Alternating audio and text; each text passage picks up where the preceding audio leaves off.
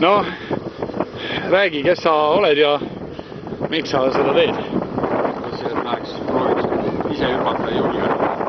Läheks teeks tandemi hüppe kõigepealt ära ja siit pärast alustan klubi käes koolituse ka. Õige. See on väga hea. Võib-olla. Ja kes see on? Ma olen lihtsalt obi.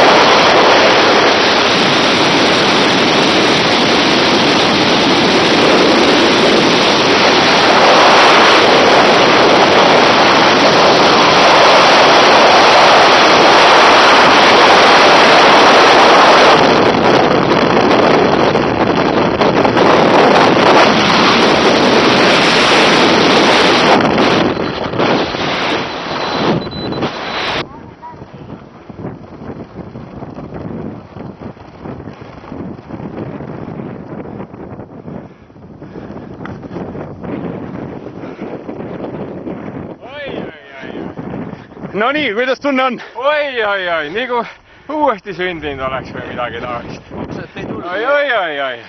Seekord ei tulnudki oksed või? Jaa.